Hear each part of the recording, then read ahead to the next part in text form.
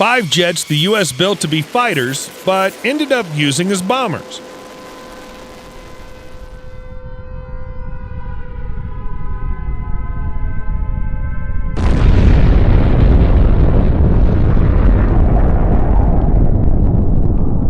Some planes have long had a reputation for being deadly in air-to-air combat. That's an arena built for the fast and evasive, and planes get faster and more evasive all the time. But what do we do about the older fighters? Retirement or being passed on secondhand to other countries happens to some models, and some of these designs are so good they last for decades. The P-51 served in a military role until 1985. Other planes, however, undergo a little role change and start dropping bombs instead. In fact, when you look at the most prominent fighters from World War II, the P-51, the F-6F Hellcat, the F-4U Corsair, the P-47 Thunderbolt, and the P-38 Lightning, they were all multi-role fighters. The jet age was no different. Many planes designed for air-to-air became very good at dropping bombs on the enemy on the ground. Here are some of the most prominent.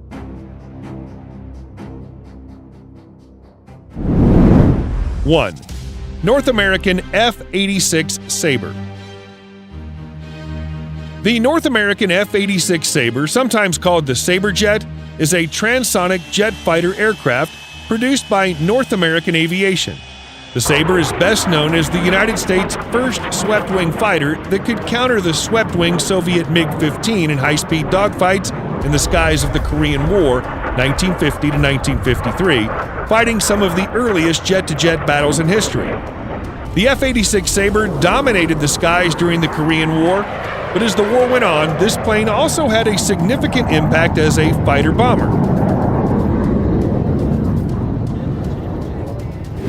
This plane did so well dropping ordnance that the Air Force eventually bought the F-86H, a dedicated fighter-bomber version of the F-86, which served until 1972.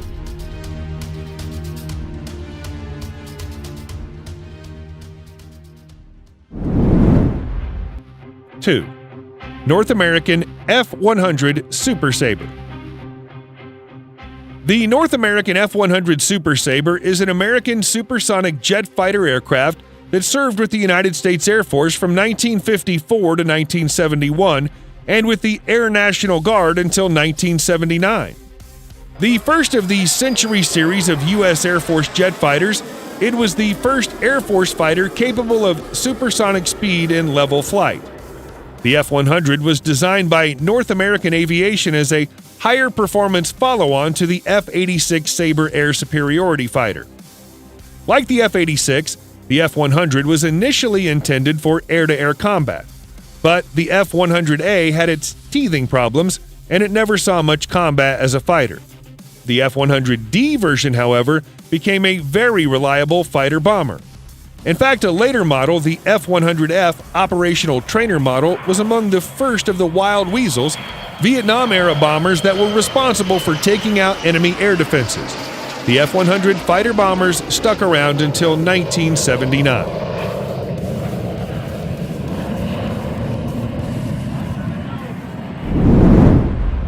Three. McDonnell Douglas F-4 Phantom. The McDonnell Douglas F-4 Phantom II is a tandem, two-seat, twin-engine, all-weather, long-range supersonic jet interceptor and fighter bomber originally developed for the United States Navy by McDonnell Aircraft. It first entered service in 1961 with the Navy, proving highly adaptable. It was also adopted by the United States Marine Corps and the United States Air Force, and by the mid-1960s had become a major part of their air arms. The Navy's version of the Phantom, the F-4B, was an all-weather interceptor. The Air Force was the first branch to use this airframe as a tactical fighter, and the others quickly followed suit. As F-14s and F-15s emerged into service, the F-4s took on more ground attack missions. Today, they're still in service with Turkey and other countries and are primarily used for bombing.